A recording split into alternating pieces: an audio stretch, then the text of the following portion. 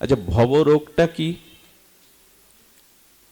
ভবরোগ কি? ভব মানে সংসার, আর সংসারের মূল রোগটা কি জানেন? হে গোবিন্দ, আমি তোমার হলাম যদি কেউ বলে একবার, ভব বন্ধ হইতে গোবিন্দ তারে করেন পার। একবার বলে দেখো আমি তোমার, তবে কপটতা শূন্য হয়ে সরল চিত্তে নিবেদিত আত্মা হয়ে বলো আমি তোমার, তিনি হাত বাড়িয়েই আছেন। বোঝায় যে শব্দই হলো আমাদের সমস্ত চেতনার মূল। আর পৃথিবীতে যত শব্দ আছে, সমস্ত মঙ্গল, সমস্ত সারাত্ম শক্তি ভগবানের নাম রূপ শব্দের মধ্যেই দেওয়া আছে। সর্বগুহ্যতমং ভুয়ো শ্রীণমে পরমং বচ। ভগবান বললেন, আমি এই মুহূর্তে তোমাকে পরম অর্থাৎ শ্রেষ্ঠতম, গুহ্য থেকে গুহ্যতম শ্রেষ্ঠ কথাটি বলছি, কারণ হিতম, আমি তোমার কল্যাণ চাই। একান্ত নিজজনকে মনের সংবেদনশীল অতি গোপনীয় কথা বলা যায়, এই জন্য বলা যায় যদি তাহাতে তার মঙ্গল বা হিত নিহিত থাকে। স্বয়ং ভগবান প্রিয় সখা অর্জুনকে সম্মুখে রেখে সেই পরম গুহ্যতম শ্রীণমে বচ, পরম গুহ্য কথাটি বলছেন। সেই কথা বলবার পূর্বে বলেই ভগবান এই গুহ্য থেকে গুহ্যতর দার্শনিক যে বিচার এখানে দিয়েছেন, এটি যদি আমরা জীবনে আমাদের চরিত্রে, আচরণে, ব্যবহারে গ্রহণ করতে পারি, তবে পরম হিত যেটি, পরম অত্যান্তিক মঙ্গল যেটি, সেটি আমরা প্রাপ্ত হতে পারব। সেক্ষেত্রে ভগবান প্রথমেই বলেছেন মন্মনা ভব। আমাদের অন্তর ইন্দ্রিয় সংকল্প বিকলাত্মক যে অন্তর ইন্দ্রিয় বৃত্তি মন, এই মনটাকে ভগবান চেয়েছেন। শুধু চাননি মনমনা ভব মানে আমার মনের মতো হও, আমার মনোমতো মনের মতো হও। ভব মানে হওয়া। এখন প্রশ্ন, আমরা ভগবানের মতো কিনা, তার মনের মতো হওয়ার চেষ্টা আমাদের জীবনের যে ব্রত, সংকল্প, সাধনা, তার দ্বারা ভগবানের মনের মতো হওয়ার চেষ্টা করেছি কিনা। দেখুন, ঈশ্বরের মনের মতো না হলে, ঈশ্বরকে মান্যতা না দিলে, শাস্ত্র বলছেন তখনই আপনার আমার জীবনে হিত বা অত্যান্তিক মঙ্গল আমাদের জীবন থেকে সরে যায়। তখনই অভিশাপ, স্খলন, পতন আমাদের জীবনে অবারিত হয়ে যায়। ঈশ্বরের মনের মতো না হয়ে বা তার মনটাকে তাকে অর্পণ বা সমর্পণ না করতে পারলে এবং ঈশ্বরকে মান্যতা না দিতে পারলেই আমাদের জীবনে সর্বোত্তম মঙ্গল থেকে, কল্যাণ থেকে, শ্রেয় থেকে আমরা বঞ্চিত হই না, একরকম পতন হই। খুব ধ্যান দিন। আচ্ছা, আমার দেহ অংশী, অংশী স্বরূপ দেহের হস্তটি হলো অংশ। এখন অংশী যদি অংশকে নির্দেশ করে ইচ্ছার দ্বারা, হাতটা উত্তোলন করো, অংশীর আদেশ অংশ সর্বদা পালন করে। দেহটা চেয়েছে শ্রীমন্দির অঙ্গনে হরিকথার এই মণ্ডপে হরিকথায় নিকেতনে যেতে।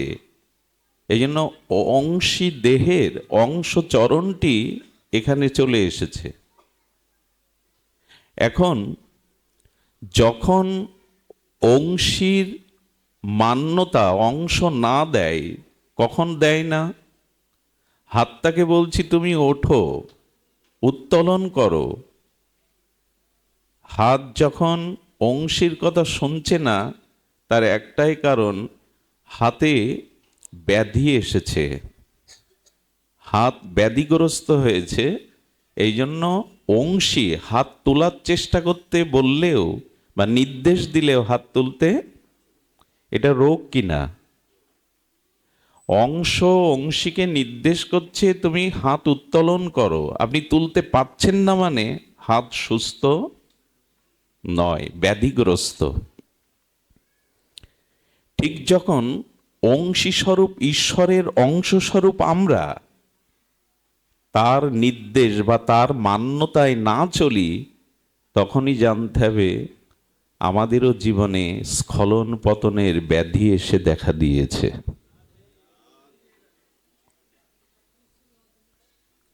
অংশী দেহের অংশ হাত তো আপনার কথাই শুনবে, শুনছে না মানে হাত রোগগ্রস্ত, পক্ষাঘাতগ্রস্ত হয়ে গেছে।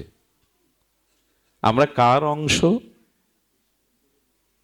আমরা কার অংশ? ভগবানেরই তো। সে কথা গীতাতেই ভগবান বলছেন, মাময়ী বাংশ জীবলোক জীবভূতা সনাতন। এই জন্য আমরা ভগবানেরই অংশ। দেখুন, পিতামাতা রক্ত ওজবীর্যের দ্বারা আমার এই রক্ত মাংসের প্রপঞ্চ কুড়িয়ে পিণ্ড দিতে পারে, দেহটা দিতে পারে, আত্মা দিতে। আত্মা দেহকে সৃষ্টি করে না দেহ আত্মাকে সৃষ্টি করে? কোনটি? দেহ আত্মা সৃষ্টি করতে পারে না, বরঞ্চ আত্মা সেই অংশী ঈশ্বরের চিৎকন অংশ। আত্মা আমার মধ্যে ধারণ আছে বিধায় দেহটা গঠিত হয়েছে। শিশু মারা গেলে তাকে অক্ষত অবস্থায় মেডিসিন দিয়ে রাখলে সে কিন্তু কিশোর হবে না, যুবক হবে না, ক্রমবৃদ্ধি পাবে না। খুব গভীর মনোযোগ দিতে হবে। অংশ পরমাত্মার অংশ আত্মা, চিৎকণ চিদ অনুকণ আমাদের আত্মাটাই দেহকে ধরে রাখে। এ দেহ সৃষ্টির পেছনে, আমার চেতনার পেছনে আত্মাই কারণ, দেহ কারণ নয়। এই জন্য মৃতদেহের মধ্যে আজ পর্যন্ত আত্মা প্রবেশ করানো আমাদের ইচ্ছায় গেছে কি? পৃথিবীর অন্যতম শ্রেষ্ঠ দার্শনিকের ভেতরেও তো, ডাক্তারের ভেতরেও তো আত্মা সংযোজন করা যেত, গেছে কি? আত্মা দেহকে সৃষ্টি করে না, আত্মা দেহকেই সৃষ্টি করে, সুরক্ষা দেয়। আমরা সেই পরমাত্মার অংশ। অংশ হয়ে যদি অংশীর নির্দেশ মান্যতা না দেই, অংশীর যদি আজ্ঞা তার নির্দেশ না পালন করি, তখন জানতে হবে আমরা ভবরোগ ব্যাধিতে আক্রান্ত হয়ে অসুস্থ হয়ে গেছি। আর অসুস্থ মানুষ কখনো সুস্থতা বা মানসিক শান্তি পেতে, আমাদের মানসিক শান্তির অভাব কি কারণে? অর্থের কারণে? সম্পদের বাড়ি গাড়ির কারণে? আমরা ভগবানের এই পরম মঙ্গলময় হিত উপদেশ গ্রহণ করে নিজে মনটা আমায় দাও, মনমনা ভব আমার মনের মতো হও, হতে পারিনি। সব থেকে মজার কথা হলো, পৃথিবীতে পরমাত্মা স্বরূপ, পরমাত্মার পরবস্থা সচ্চিদানন্দ আনন্দ স্বরূপ ভগবান ব্যতীত এ মন কাউকে 16 আনা দেওয়া যায় না, নেওয়াও যায় না। খুব ধ্যান দিয়ে শোনোর, এর এক একটি কথা আমাদের জীবনকে দুপা এগিয়ে নিতে সাহায্য করবে প্রগতির দিকে, ভগবানের দিকে। এই পৃথিবীতে সংসারে কারো সাথে কারো মনের মিল হয় না, 16 আনা হয় না, দিতেও পারি না, নিতেও পারি না। কেউ পেরেছেন কি এর মধ্যে যে কাউকে 16 আনা মন অর্পণ করতে পেরেছেন, সেও 16 আনা মন আপনাকে দিয়েছে? সম্ভব নয়। কারণ দুগ্ধ এবং শর্করা এটি একসাথে মিশালে বা জাল দিলে মিশে যায়। চিনি এবং দুধ একসাথে প্রজ্বলিত অগ্নিশিখাতে কিছুক্ষণ জাল দিলে কি হয়? মিশে যায় কিনা? যায় কিনা? কিন্তু দুধের উপরে এক টুকরো পাথর দিয়ে যদি জাল দেন 200 বছর, মিশবে কি? কারণ দুধ এবং শর্করা, চিনি স্বজাতীয়, দুটোই মিষ্টি, স্বজাতীয়, ওটা মিশবে। কিন্তু পাথর আর দুগ্ধ বিজাতীয়, এটা জাল দিলেও, প্রক্ষালন করলেও। তেমনি ভগবান সতর্ক করে দিয়েছেন, এ সংসারে শুধু আমার সাথেই তোমার মনের মিল হতে পারে, পৃথিবীতে আর কারোর সাথে তোমার মনের মিল কখনো হয়নি, হবেও না।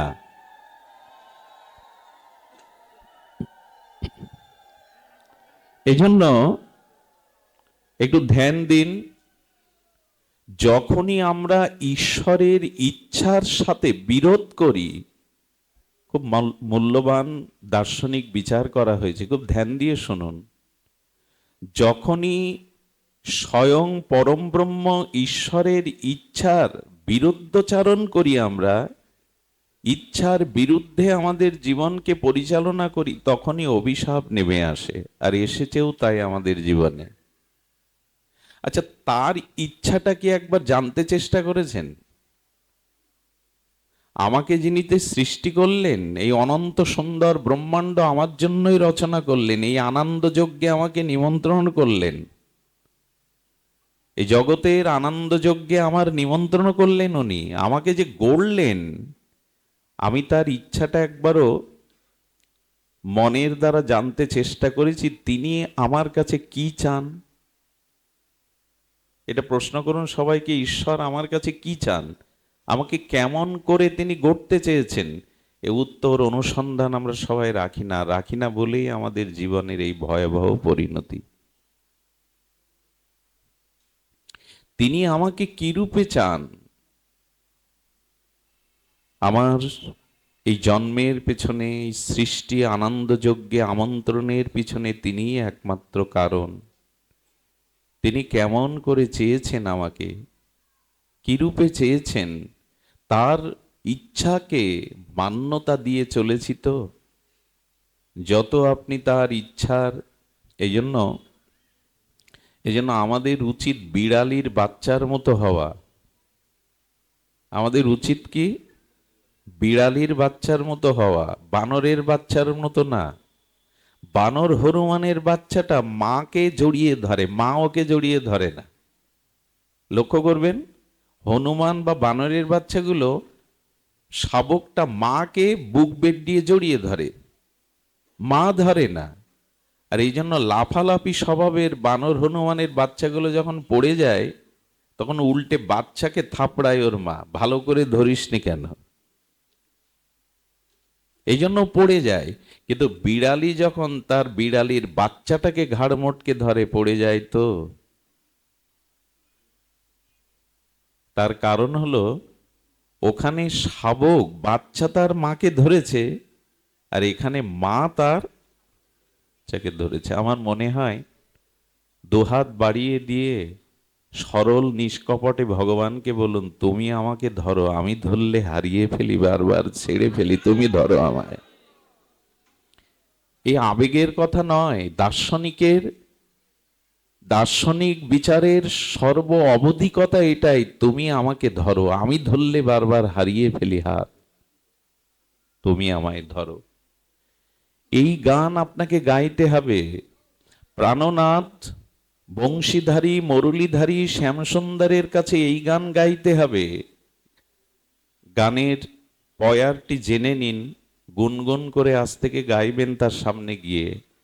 আমার হাত ধরে তুমি নিয়ে চলো সখা, আমি যে পথ চিনি না, আমি পথ চিনি না, আমায় হাত ধরে নিয়ে চলো। তার সুরেই সুর মিলান, জগতে অন্য কারো সুরে সুর মিলালে শান্তি পাবেন না। পাইনি আমরা, স্ত্রী পেয়েছি, পুত্র পেয়েছি, কুটুম্ব পেয়েছি, ঘর সংসার পেয়েছি, শান্তি আজও দুধে পাথর দিয়ে জাল দিয়ে কি করবেন? মিশবে না, চিনি দিন। এই জন্য ভগবান আর কিছু না চেয়ে তার মনের মতো হওয়ার জন্য বলেছেন, মনমনা ভব, আমার মনের মতো হও, আর কারো মনের মতো হতে যেও না। মত চিত্ত, তোমার মনটা আগে আমাকে দাও। এই যে ভোগের রন্ধন হয়েছে, এই ভোগের রন্ধনকৃত উপচারগুলো আগে কাকে নিবেদন করা হবে? আপনাকে, আমাকে?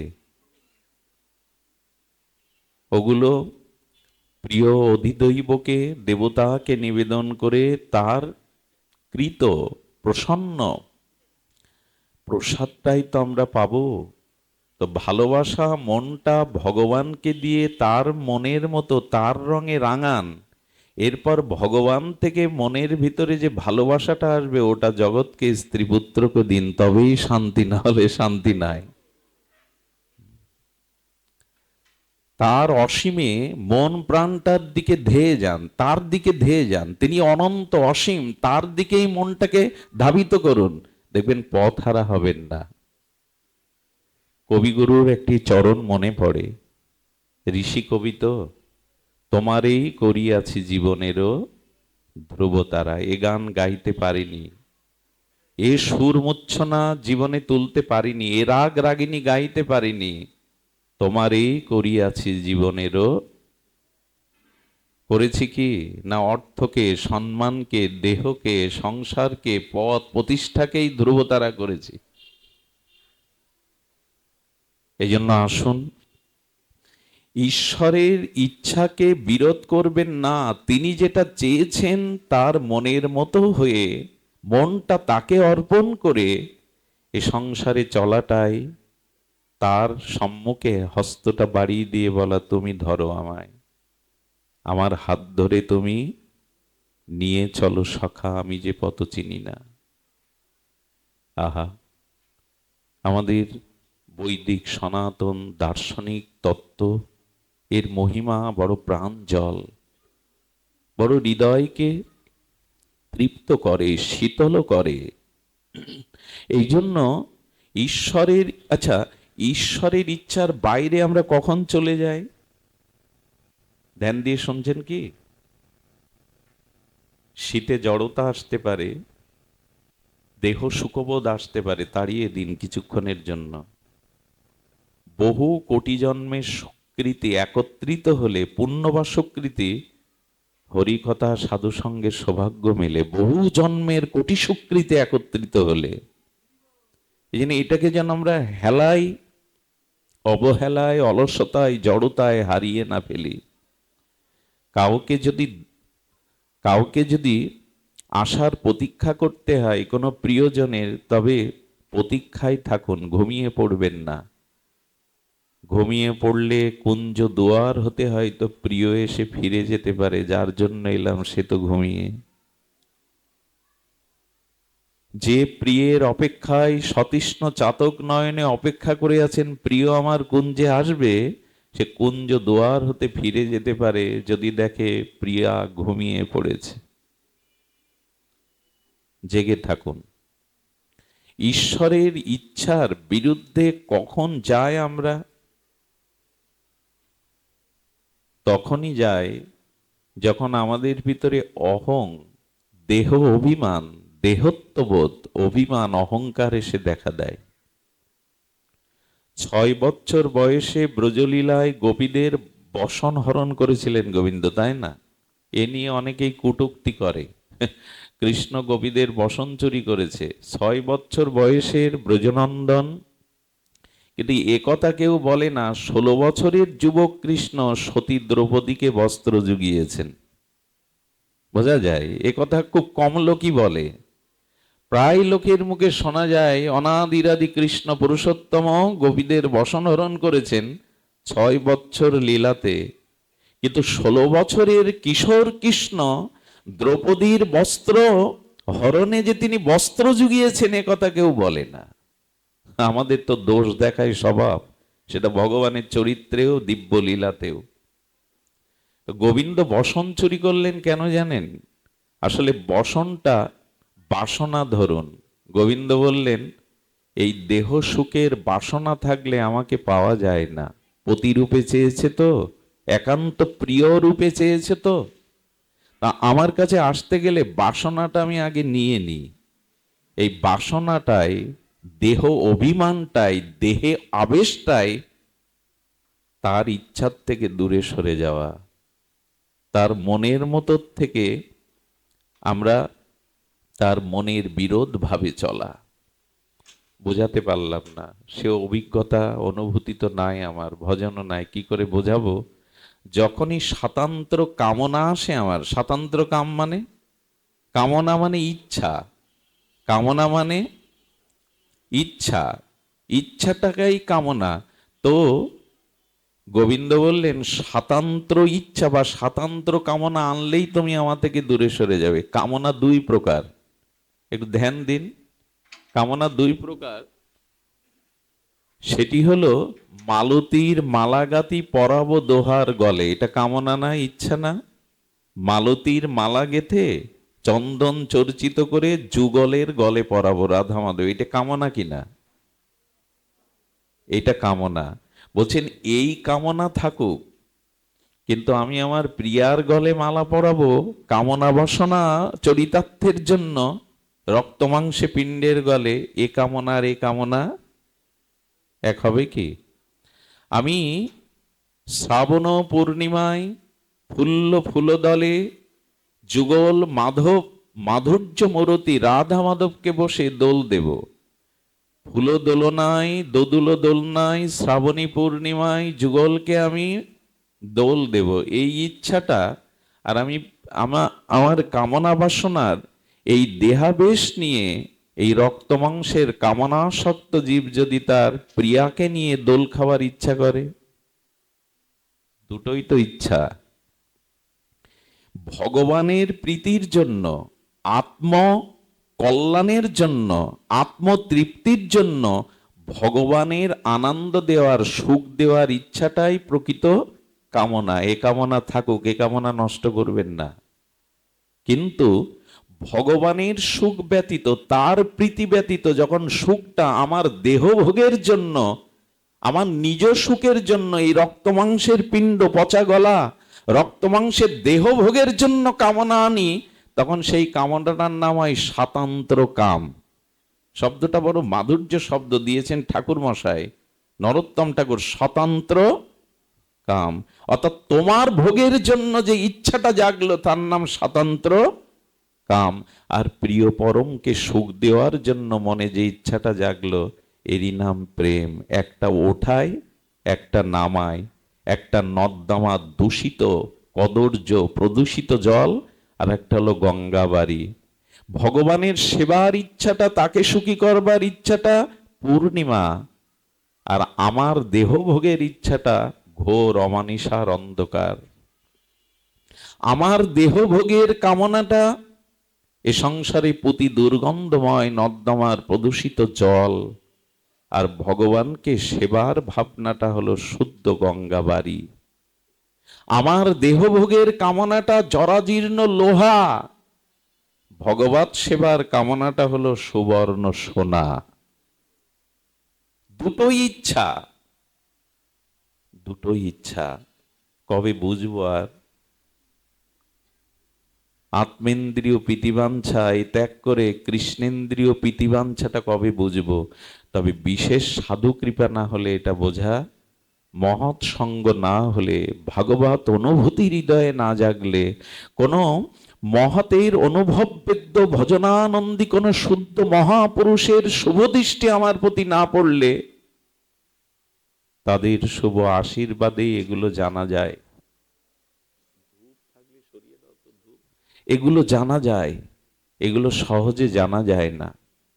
এই জন্য বললেন ইষ্ট হসিমে দৃঢ়মিতি তত বক্সামি হিতম, আমি তোমার হিত চাই, আমি তোমার কল্যাণ চাই।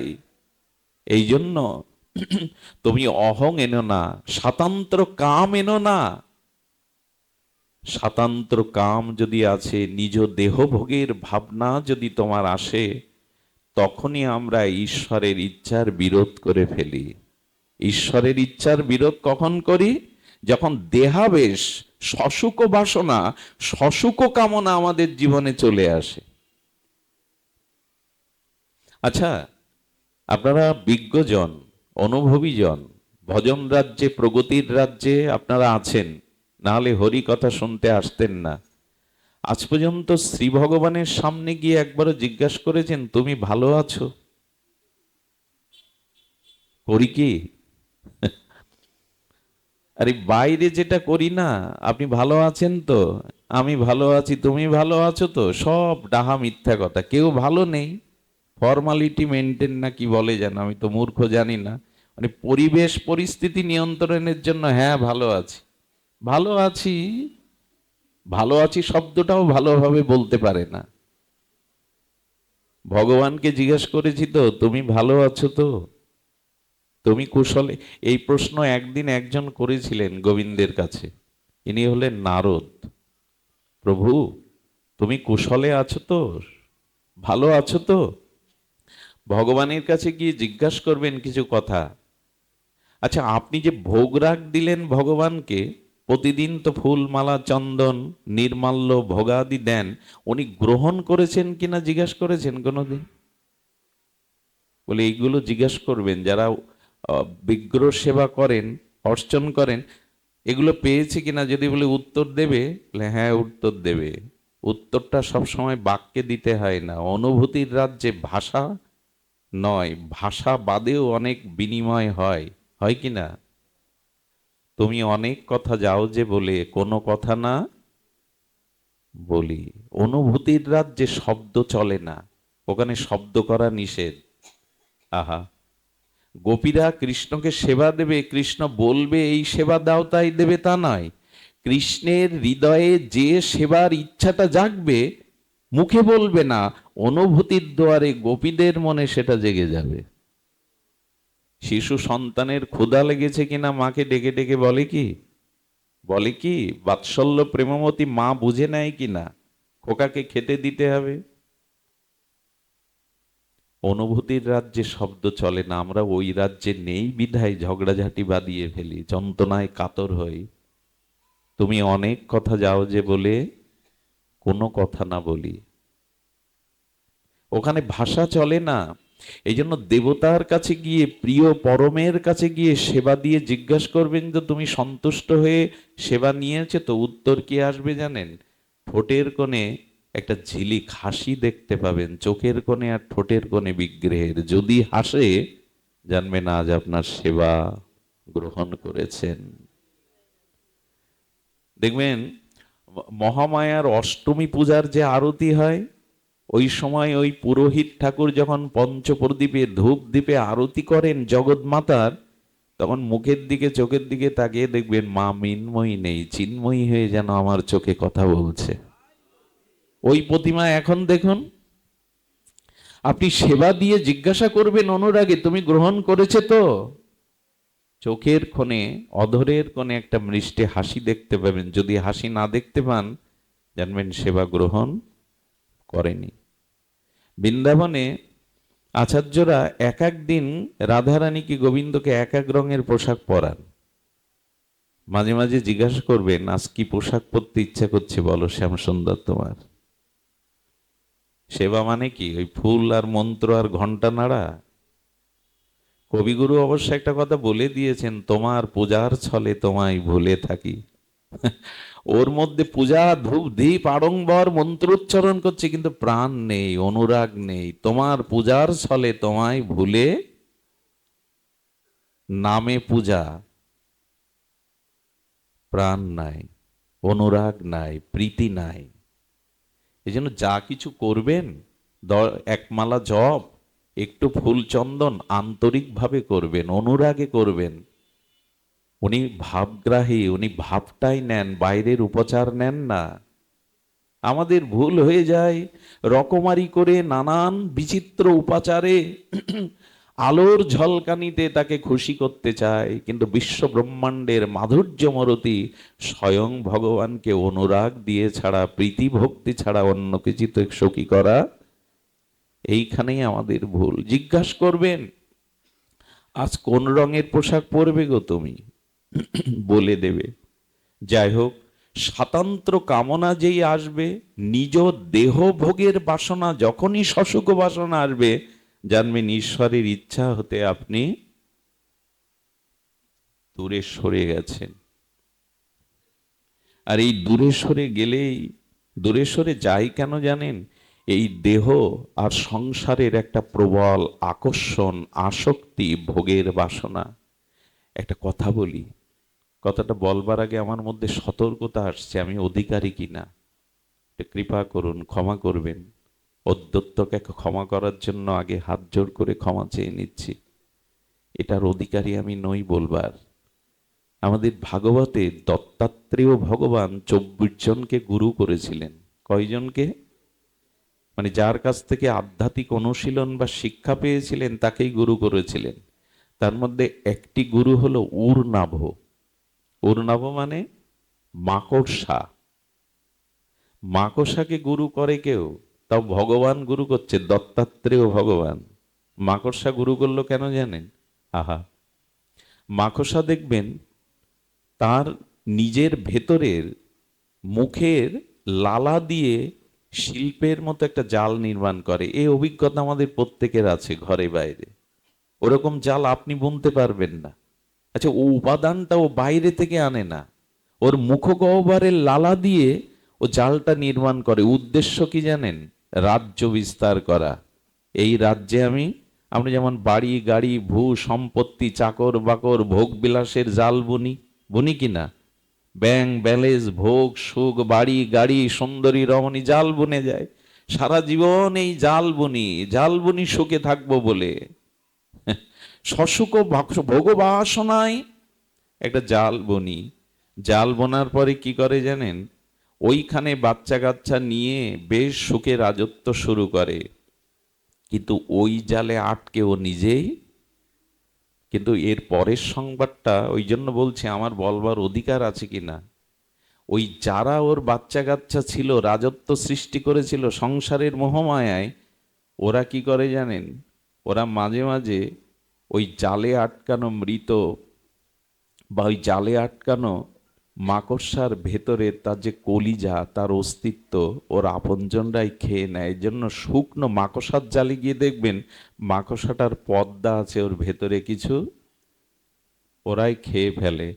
যেটা বুঝবার বুঝে নিন, যে জাল বুনেছি সংসারে, হ্যাঁ, কামনা বাসনায় নিজজনের জাল, ওরাই আপনার জীবনের অস্তিত্বকে ধীরে ধীরে খেয়ে ফেলবে। ফেলছেও তাই। দুঃখ কি আকাশ থেকে কেউ দিতে আসে? পাড়া প্রতিবেশী কি আমার দুঃখের কারণ, যন্ত্রণার কারণ? যাদের নিয়ে স্বপ্নের জাল বুনেছি তারাই কুরে কুরে খাবে আমায়। কি অদ্ভুত দৃষ্টান্ত দিয়েছেন। সংসার করতে হয় বলে এমন, এদের নিয়েই জীবনের যথা সর্বস্ব। জীবন যৌবন এদের বিলিয়ে দিলাম। যিনি নির্মাণ করলেন, যিনি মনের মতো করে গড়লেন, যিনি আনন্দ যজ্ঞে আমায় ডাকলেন, সব সংসারকে দিয়ে বসলাম। আর আমরা কিরকম চালাক জানেন, কিরকম কপট জানেন?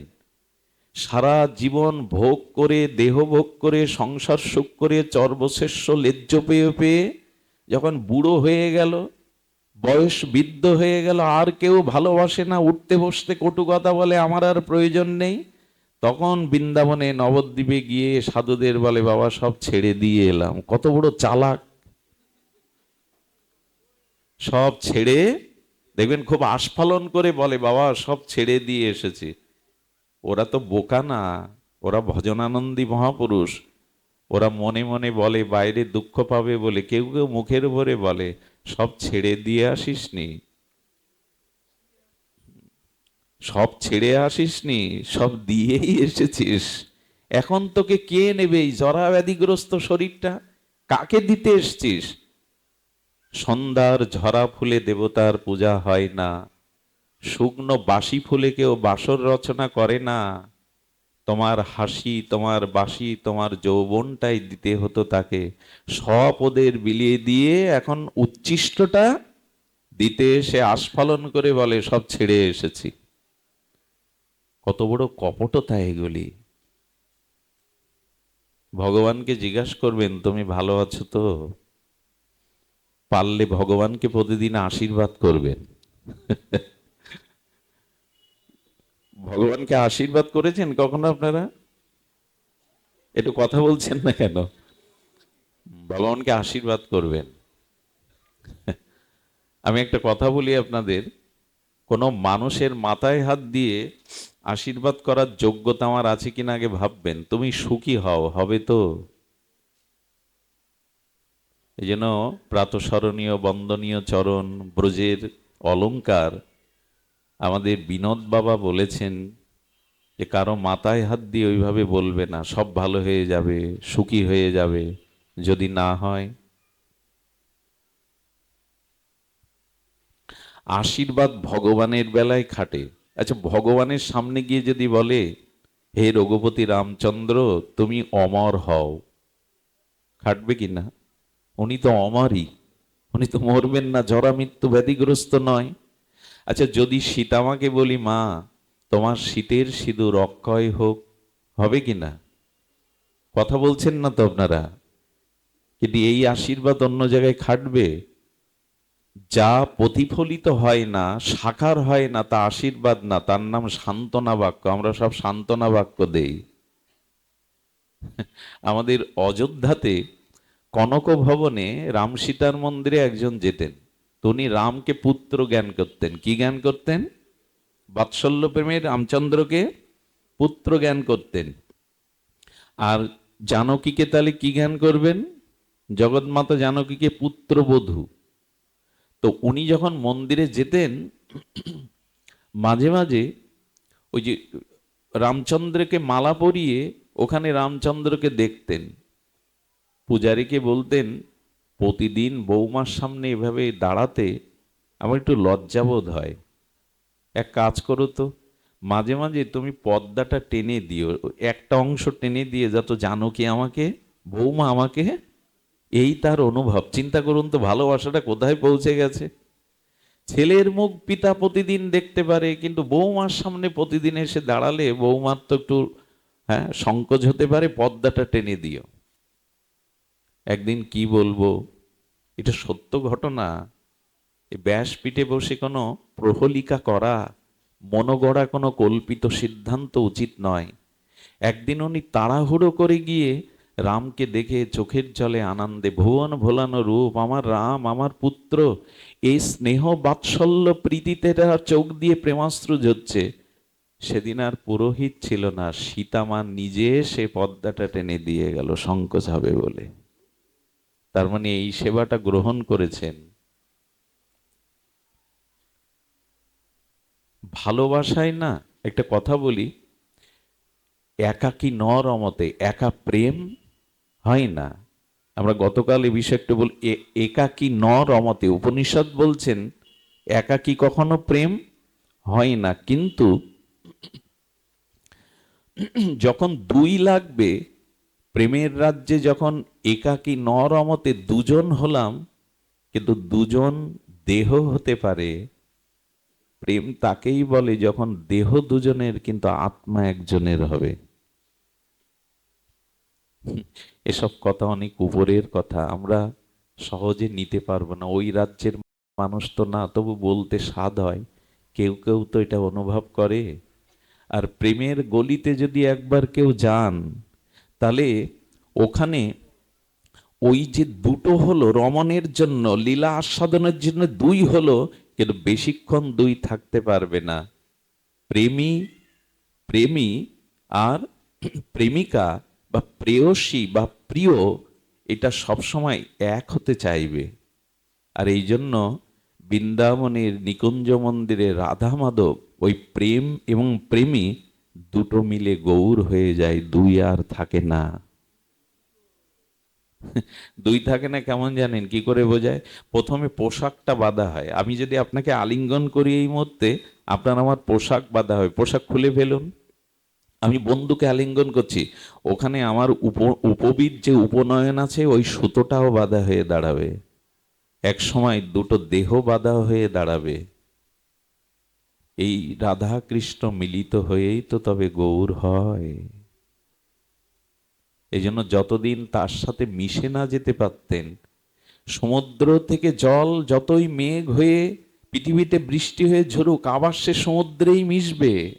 আমরা তার থেকে এসেছি, তার কাছে ফিরে যাওয়ায়, তার চরণে নিজেকে সমর্পিত হয়ে সেই পরমানন্দের আনন্দের মধ্যে নিজেকে মিলিয়ে নেওয়া, এটাই ছিল আমাদের মূল লক্ষ্য। ভগবান সেটা চেয়েছিলেন। ওই মহা সিন্ধুর ওপার থেকে কি সঙ্গীত ভেসে আসে, আয় ঘরের ছেলে ঘরে আয়, আর কত ভূতের বোঝা বইবি, আর কত ভূতের ব্যাগার খাটবি, আয়। এখানে চির বসন্ত, এখানে জরা নেই, মৃত্যু নেই, ব্যাধি নেই, হাহাকার নেই, আয় আমার কাছে ফিরে আয়, ঘরের ছেলে ঘরে আয়। এই ডাক যারা শোনেনি তারা বড় হতভাগ্য। এই বাঁশি যাদের কানে বাজেনি তারা বড় হতভাগ্য। এ বাঁশি বেজে চলেছে, তবে দেহে এ বাঁশি শোনা যাবে না, ভেতরে প্রবেশ করতে হবে, খুব ভেতরে। ভেতরে প্রবেশ করলেই এই বাঁশি তখনই বেজে উঠবে, সেই বাঁশির ধ্বনি তখনই শুনবেন। প্রথমেই যেটা বলেছিলাম, তার থেকে, তার ইচ্ছা থেকে আমরা দূরে সরে যাই যখন দেহাবেশ আসে, দেহ অভিমান আসে। এই জন্য গোপীদের দেহাবেশ ছিল না। কৃষ্ণলীলা, কৃষ্ণ বিরহ কাতরা গোপীরা মাঝে মাঝে ভাবতে ভাবতে নিজেই কৃষ্ণ হয়ে যেতেন, নিজেই কৃষ্ণ অনুকরণ করতেন। প্রেম প্রেমিকে এক করে দেয়। কবে হবে এই দিন? লালন যদিও গেয়ে গেছেন মিলন হবে কত দিনে, কি বুঝলাম জানি না। ওই দিনটার অপেক্ষার জন্য প্রতীক্ষা করুন, নিত্য নিরন্তর অবিরত চিন্তার দ্বারা, মননের দ্বারা অপেক্ষা করুন, কবে তোমার কাছে ফিরে যাব, আমি যে তোমারই। এই পৃথিবীতে যখন কেউ বলে তুমি আমার, এর থেকে মিথ্যা শব্দ আর হতে পারে না। কিন্তু গোবিন্দ যখন বলে তুমি আমার, এর থেকে সত্য শব্দ জগতে আর দ্বিতীয় নেই। সদী মণ্ডলী, দেখুন গীতাতে আত্মসমর্পণ, ওই যে মদ চিত্ত মদগত প্রাণা, এটা বলেছেন না, মন মানা ভব মদ ভক্ত মদ জাজিমাং নমস্কার। খুব ধ্যান দিন শব্দটার মধ্যে। আচ্ছা, আপনার কোনো শারীরিক ব্যাধির জন্য, কিডনি, হার্ট, লিভারের সমস্যার জন্য অপারেশন থিয়েটারে গেছেন, ডাক্তার কি কখনো বলে রোগী আপনি কিডনি কোথায় জানেন তো, লিভার কোথায় খোঁজ রাখেন তো? বলে কি? বলা উচিত কি? আপনার যন্ত্রপাতি ঠিক আছে তো, একথা বলে কি অপারেশন থিয়েটারে? ওখানে গেছো রোগ সারাতে, তার উপরে ভরসা করো। গোবিন্দ যেন বললেন, যদি আমার পথ থেকে দূরে সরে গিয়ে থাকো, এবার আমার চরণে এসে বলে তুমি যা করবে আমার জীবনে তাই, আমি আর আলাদা কোনো স্বতন্ত্র ইচ্ছা রাখবো না। ডাক্তার বোঝে না কিডনি কোথায়, অপারেশন কি দিয়ে করতে হবে, ওর উপরে ভেরে দিন, সর্বধর্মান পরিত্যাজ্য মামেকং শরণাং ব্রজ, সঁপে দিন। উপায় ওই একটাই, তার কাছে সমর্পিত হওয়া। আমি এসেছি, আমার ভবরোগ আছে, তুমি চিকিৎসক। আচ্ছা, এই চিকিৎসা প্রথমেই করেন গুরুদেব। দেখুন একটা ভালো শব্দ এসেছে, ভবরোগ নিবারক শ্রী গুরুদেব। গুরুদেব কি? ভবরোগ। শুনছেন তো মায়েরা? গুরুদেবকে ভবরোগ নিবারক। আচ্ছা, ভবরোগের নিবারণকারী শ্রী গুরুদেব। আচ্ছা, ভবরোগটা কি? ভবরোগ কি? ভব মানে সংসার, আর সংসারের মূল রোগটা কি জানেন? পুনঃ পুনঃ মার গর্ভে প্রবেশ করা। এর থেকে বড় রোগ আর? পুনঃ পুনঃ মার গর্ভে প্রবেশ করা, এই যে জন্ম মৃত্যু আবর্তনে আসা, এর থেকে বড় ব্যাধি সংসারে? আচ্ছা, যদি মার গর্ভে না আসতাম, কর্মফল ভোগ করতে হতো, মৃত্যুর স্বাদ নিতে হতো। তার মানে এই মার গর্ভে এসেছি মানেই এটাই হলো ভবরোগ। এই ভবরোগ দূর করতে পারেন শিল গুরু মহারাজ। মহৎ কৃপা হলে এই আসা যাবার ভবরোগ নিবারণ করেন। সেদিকে লক্ষ্য কই, শ্রী গুরু চরণে, মহতের চরণে সমর্পিত ভাব কই। ডাক্তারের কাছে গেছেন রোগ সারতে, ওখানে বিচার করেন না, ওইখানে সঁপে দিন। ওইখানে সঁপে দিন, ওখানে বিচার করতে যাবেন না। ভগবানের কাছে গিয়ে শুধু বলুন, এবার আমাকে তোমার করে নাও। এইটুকুই তো মন্ত্র, এবার আমাকে তোমার করে নাও। তবে বলতে তো এখনই পারি, এখনই তো বললাম, বলে এভাবে বললে হবে না। কপটতা রেখে বলো না, হৃদয় দিয়ে বলো, হে গোবিন্দ আমি তোমার হলাম। চৈতন্য চরিতামৃত বলছেন, হে গোবিন্দ আমি তোমার হলাম যদি কেহ বলে একবার, ভব বন্ধ হইতে গোবিন্দ তারে করেন পার। একবার বলে দেখো আমি তোমার। তবে কপটতা শূন্য হয়ে সরল চিত্তে নিবেদিত আত্মা হয়ে বলো আমি তোমার। তিনি হাত বাড়িয়েই আছেন, হাত বাড়িয়ে আছেন। কপটতা ওখানে পৌঁছায় না, ছলনা ওখানে পৌঁছায় না। এই জন্য একবার শুধু অপেক্ষা। গোবিন্দ তুমি আমার, কিরকম জানেন? উত্তরার গর্ভে অভিমন্যু সেই অশ্বত্থামা ব্রহ্মাস্ত্র নিক্ষেপ করলে উত্তরা বলেছিল, প্রভু আমি নয়, পাণ্ডবদের উত্তরস্বরী হিসাবে তোমার ভজনের জন্য এই সন্তানকে তুমি রক্ষা করো। মাতৃগর্ভ মলমূত্রের দ্বার নরক সম যন্ত্রণা, এটা ভাগবতে আছে। মাতৃগর্ভে আমরা যখন থাকি, মলমূত্রের মাঝখানে একটা নরক। গোবিন্দ করলেন কি, ওই নরকরূপী মাতৃগর্ভে প্রবেশ করে ভক্তকে ব্রহ্মাস্ত্রের হাত থেকে রক্ষা করলেন। বলুন তো কেউ আছে এমন? আহা, মাতৃ জঠরে প্রবেশ করে অভিমন্যুকে, পরীক্ষিতকে, ভুল হচ্ছে, অভিমন্যু পুত্র পরীক্ষিতকে ভগবান রক্ষা করলেন। এমন এমন দরদি, এমন ভক্তবৎসল, এমন কৃতজ্ঞ ভগবানকে নিজেকে সমর্পণ করলাম না। এই জন্য গোবিন্দ বারবার বারবার সেই মূল কথা বলছেন, মনমনা ভব। তিনি বলছেন আমাকে মনটা দাও। আচ্ছা একটু লক্ষ্য করুন তো, হাত ওঠানোটা ক্রিয়া শক্তি, খুব ধ্যান দিয়ে শুনতে হবে। হাতটা তোলাটা, এই যে আমি হাতটা উত্তোলন করছি, এটা কি শক্তি? ক্রিয়া শক্তি। হাত একটি ইন্দ্রিয়, এটা যখন কাজ করছে তাকে ক্রিয়া বলে। অর্থাৎ হাত উত্তোলন হচ্ছে, এটা হলো ক্রিয়া শক্তি। হাতটা উঠলো কেন? ধ্যান দিচ্ছেন তো? হাতটা উঠলো কেন মানে ক্রিয়া করলো কেন? ইচ্ছা হয়েছে তাই। আমি কিছু বোঝাতে গিয়ে ইচ্ছা হয়েছে তাই হাতটা উঠেছে। মানে নিতাই গৌর বলতে গেলে তো হাতটা তুলতে হবে। তার মানে ক্রিয়া শক্তির পেছনে কি কাজ করেছে? ইচ্ছা শক্তি। তো ইচ্ছা শক্তি না কাজ করলে ক্রিয়া শক্তি ক্রিয়াশীল হয় না। আচ্ছা, ইচ্ছা শক্তির উৎপত্তি কোথা থেকে? জ্ঞান শক্তি থেকে। আপনার ভিতরে চেতনা রূপ জ্ঞান আছে, ওই চেতনা ইচ্ছা শক্তিতে ক্রিয়া শক্তিকে নির্দেশ করলো। না, কি করে বোঝায়? আজকে সকালে মনে হয়েছিল কালীবাড়িতে ভাগবত আস্বাদনের জন্য যাব। আপনার ভিতরে চেতনা না থাকলে এই জ্ঞানটা আসতো, আজ ভাগবত আস্বাদনে যাব, আজ ভাগবত হবে। এই চেতনাটা জ্ঞান শক্তির ক্রিয়া, আর জ্ঞান শক্তিটা আপনার ইচ্ছা শক্তির ক্রিয়াতে সমর্পণ হয়েছে, যে আজকে যাবই যত কাজ থাক। আর ইচ্ছা শক্তি আপনার এখানে ক্রিয়া শক্তির দ্বারা এনেছেন। এখন ভালো করে লক্ষ্য করুন তো, ক্রিয়া শক্তি, ইচ্ছা শক্তি আর জ্ঞান শক্তি, এই ত্রয়ী শক্তির দ্বারা আমরা পরিচালিত হচ্ছি। এখন মূল কথাটা হলো, ক্রিয়া শক্তিও থাকবে না, ইচ্ছাও শক্তিও থাকবে না যদি চেতন জ্ঞান শক্তি আমার মধ্যে না থাকে। ক্রিয়া করতে পারবে হাত পা মৃত ব্যক্তির? ইচ্ছা প্রকাশ করতে পারবে? কারণ তার ভিতরে চেতন শক্তি জ্ঞান শক্তি নাই। এই জ্ঞান সত্যমূর্তিম ঈশ্বর পরমাত্মা রূপে আমার মধ্যে আছে, তাই চেতন জ্ঞান শক্তি ইচ্ছা শক্তিতে রূপান্তরিত হচ্ছে, ইচ্ছা শক্তি ক্রিয়া শক্তিতে রূপান্তরিত হচ্ছে। এখন বলুন তো সেই চেতনার মূল্যায়ন করা উচিত কিনা?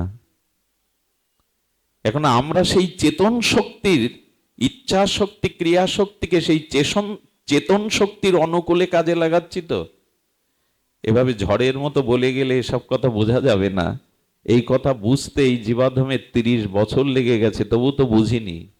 হয়তো মুখস্থ করে বা আমরা শব্দ বিন্যস্ত করে আমি আপনাদের বলবার চেষ্টা করছি, কিন্তু এই কথাটার কাছে আসতে গত 30 বছর লেগেছে। চেতন শক্তি অর্থাৎ জ্ঞান শক্তি ইচ্ছা শক্তিতে রূপান্তরিত হয়, ইচ্ছা শক্তি ক্রিয়া শক্তিতে রূপান্তরিত হয়। তাহলে তার ইচ্ছা শক্তিকে, ক্রিয়া শক্তিকে সেই চেতন শক্তির দিকে ফিরিয়ে দিন। আমি বলতে চেয়েছিলাম ড্রেনের দূষিত জলটা পতিত পাবনী গঙ্গায় ফেলে দিন, কিন্তু দয়া করে গঙ্গার জলটা পোকামাকড় প্রদূষিত ড্রেনের জলে ফেলে দিবেন না। আপনার ক্রিয়া শক্তি ইচ্ছা শক্তিকে চেতন শক্তিকে সমর্পণ করুন, তবেই তো আপনি তার হবেন, তবেই তো আপনার জীবনের পরিপূর্ণতা আসবে। এই জন্য শাস্ত্র বলেছেন যে আপনার ক্রিয়া, আপনার ইচ্ছাগুলি ওই চেতন বা জ্ঞান শক্তিতেই সমর্পণ করে দিন।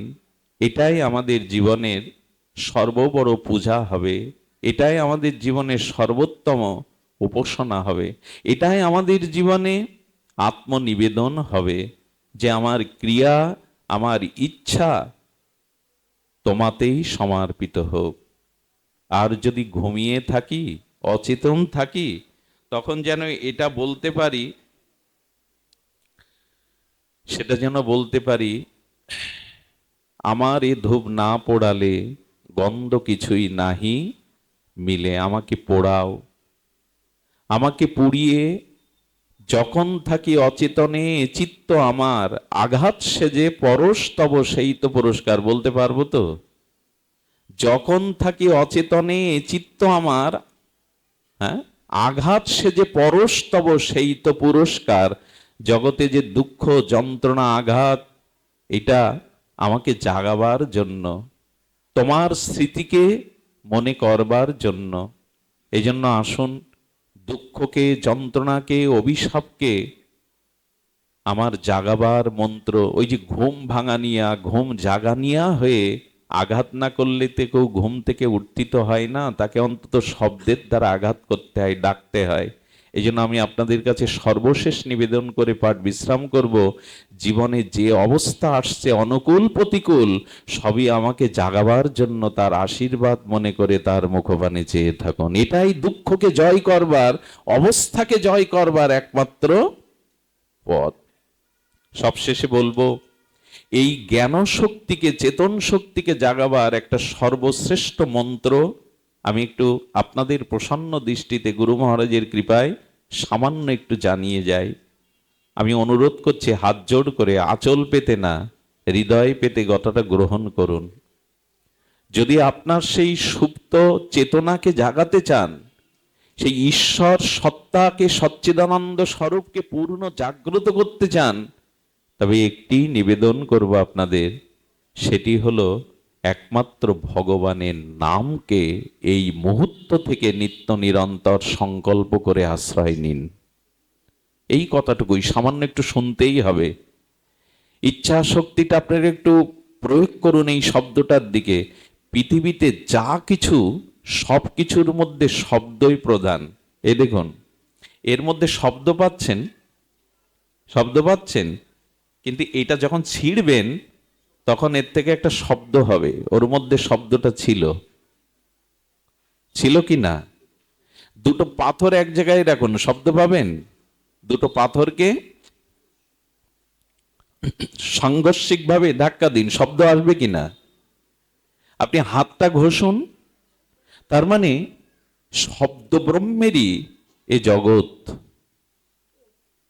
আমি কি করে বুঝাই, সব দার্শনিক কথা বোঝবার ক্ষমতাও আমার নাই। আমি খুব খুব জীবাধম, অজ্ঞ, মূঢ়, অধম।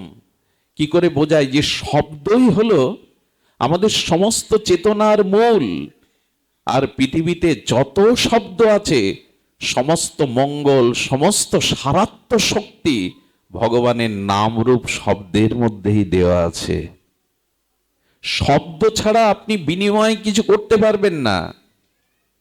আমার এই শব্দ ব্রহ্মের ভাষা আছে বলে আপনার সাথে আমার মত বিনিময় করতে পারছি। আমার হৃদয়ের সংবেদনশীল ভাবনাটা এই শব্দ বাহক হয়ে আপনার হৃদয়ে স্থাপন করে দিচ্ছে।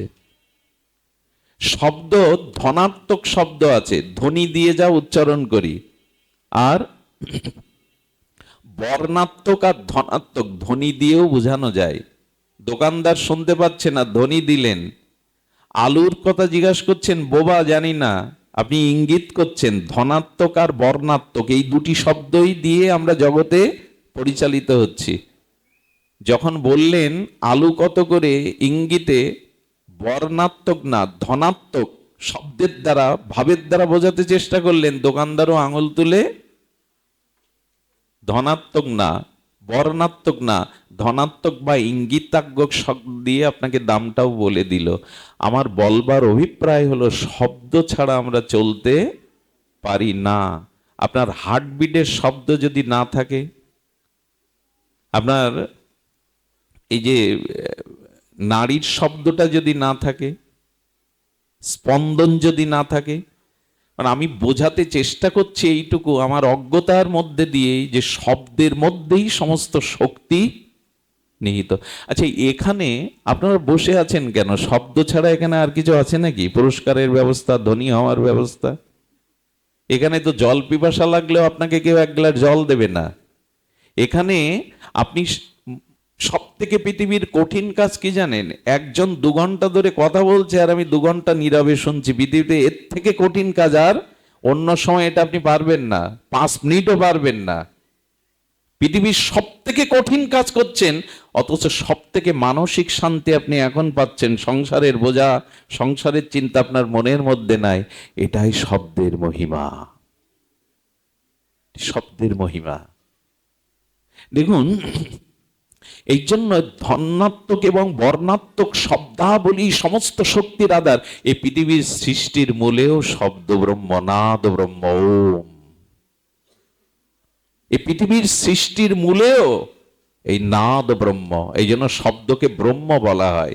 এই জন্য ভগবানের নাম এটা ব্রহ্মের সর্বোত্তম সমন্বিত শক্তির আধার। এই নাম একটু দয়া করে শুনুন, কৃপা করে হৃদয়ে কথাটা নিন। আমাদের মুক্তির, আমাদের কল্যাণের, আমাদের শ্রেয়ের অন্য কোনো পথ নাই। এই জন্য গোবিন্দ বলছেন সতত কীর্তন্ত মাং। এই গীতাতেই বলেছেন সর্বদা আমার, আর কি বলেছেন? তস্মাৎ সর্বেষু কালেষু মামনুষ্যর, আমাকে স্মরণ করো নামের দ্বারা। এই নামই হলো সর্বোত্তম। দেখুন, আচ্ছা, অগ্নি কোথায় কোথায় আছে? শব্দ কোথায় কোথায় আছে?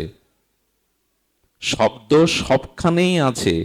শব্দ গুণকত্তম আকাশম। দার্শনিকরা বলেছেন আকাশ বলে আলাদা কোনো বস্তু নেই, শূন্যস্থানকেই আকাশ বলে। আর শূন্যস্থান না থাকলে শব্দ শঙ্কটা বাজে কেন? ওর মধ্যে একটা শূন্যস্থান আছে বিদায়।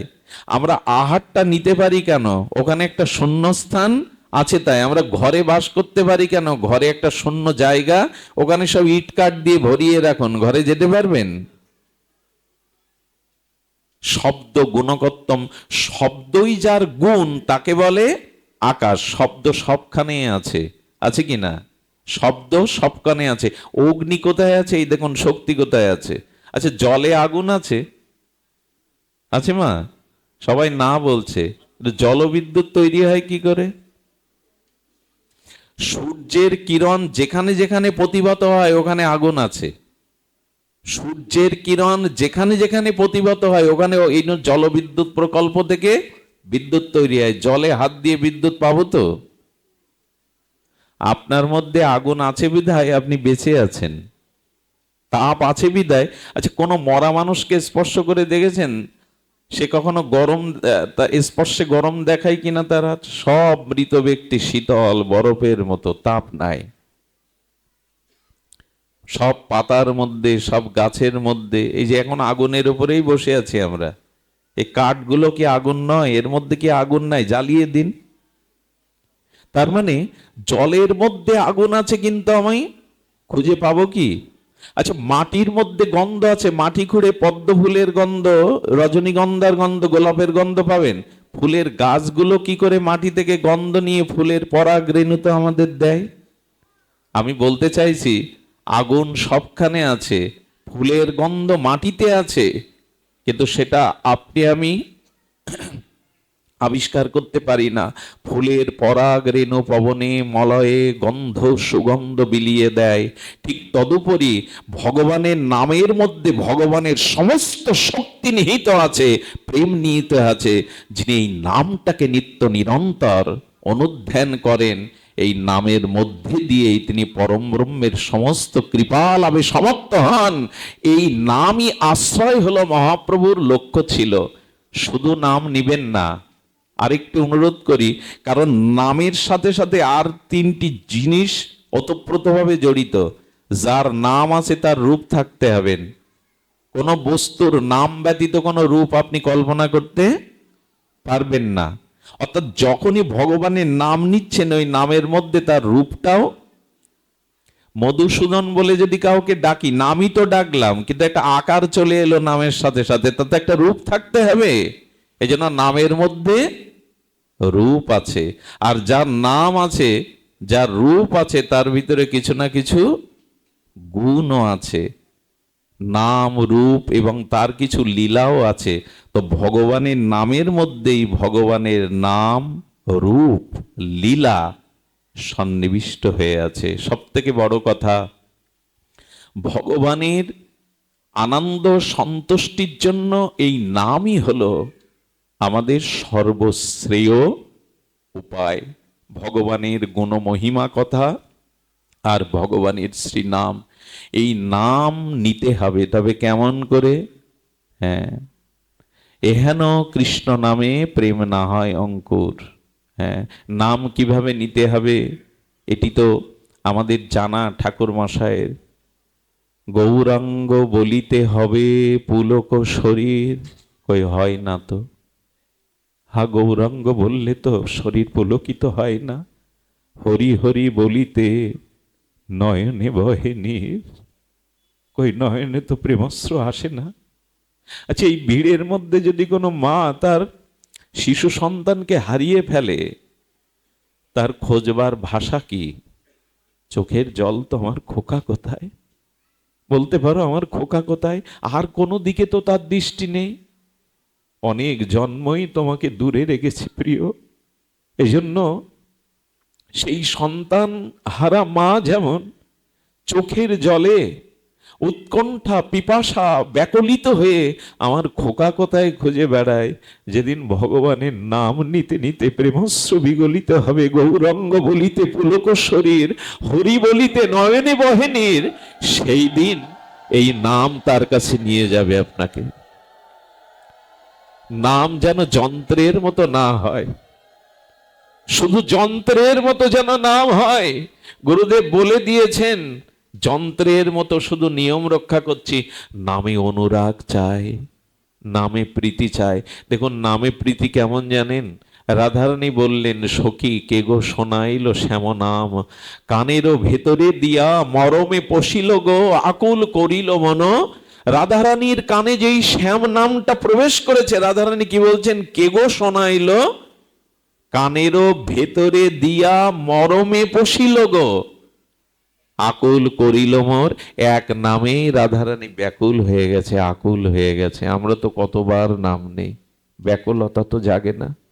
তাই ভগবানের কাছে প্রার্থনা করুন, তোমার নাম নিতে নিতে যেন প্রেমস্র বিগলিত হয়, তোমার নাম নিতে নিতে যেন চিত্ত বিমল হয়। আর এটি হয় ভগবানের শ্রীনাম নিতে নিতে আমাদের ভিতরে এই বিমলতা চলে আসে। আরে হরিনাম নিলে হৃদয় এত শুদ্ধ হয় যে ঠাকুর হরিদাসের কথায় বিষাক্ত সাপও স্থান ত্যাগ করে চলে গেল। ওগো, যে এখানে আছো, তোমার কারণে ভক্তরা কষ্ট পাচ্ছে, চলে যাও। সাপটা একবার মুখ দিয়ে তার বদন দিয়ে হরিদাসকে দেখে চলে গেল। ঠাকুর, জিহ্বা আমারও আছে, কিন্তু কৃষ্ণ বলার ভাগ্য নিয়ে আসেনি। ঠাকুর, নাম শ্রবণের জন্য এই আশ্রয় নিয়েছিলাম। ফুলিয়াতে আমার সৌভাগ্য হয়েছিল, আমার ধনঞ্জয়ের সেই গোপাটা দেখে আসার, যেখানে ওই সাপটা থাকতেন, এখনো সেই গোপাটা আছে ফুলিয়াতে। ওইখানে ঠাকুরের কথা অবনত মস্তকে চলে গেল। আমার মাঝে মাঝে মনে হয় পৃথিবীর সমস্ত প্রাণীর জিহ্বা আছে, কিন্তু চিৎকার করে তারা কৃষ্ণ বলতে, রাধা বলতে পারে না। ভাগ্যটা যখন আমাকেই দিয়েছেন গোবিন্দ, তখন কেন নামে অলসতা আনবো? অন্য সাধনার এ কলিযুগে বিশেষ প্রয়োজন নাই। জপ তপ তীর্থ পর্যটন, এটা ধ্যান তপস্যা আমাদের জন্য সম্ভব নয়।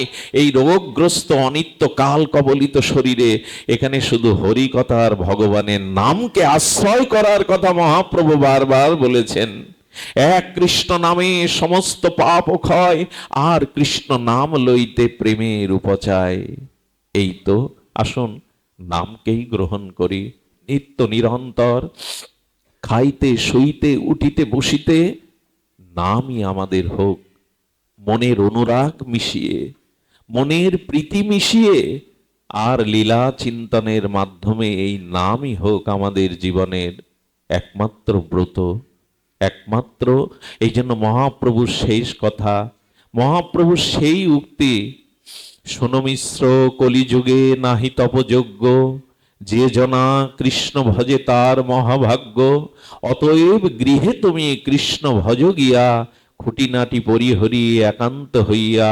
সাধ্য সাধন তত্ত্ব যা কিছু সম্বল, হরিনাম সংকীর্তনে বিশাল সকল। হরে কৃষ্ণ কৃষ্ণ কৃষ্ণ হরে হরে, হরে রাম রাম রাম হরে হরে। প্রভু কহে কহিলাম এই মহামন্ত্র, ইহা গিয়া জপসভা করিয়া নির্বন্ধ। ইহা হইতে সর্বসিদ্ধি হইবে সবার, সর্বক্ষণ বলইতে বিধি নাহি। আর আসুন নামকেই আজকের অনুষ্ঠান থেকে সংকল্পপূর্বক আমাদের জীবনে গ্রহণ করি। জয় হোক আজকের অনুষ্ঠানের, জয় হোক সমগ্র ভক্তমণ্ডলীর, জয় হোক আজকের এই ভাগবতীয় সবার। জয় শ্রী গুরু প্রেমানন্দে গৌর হরি বল, জয় রাধে।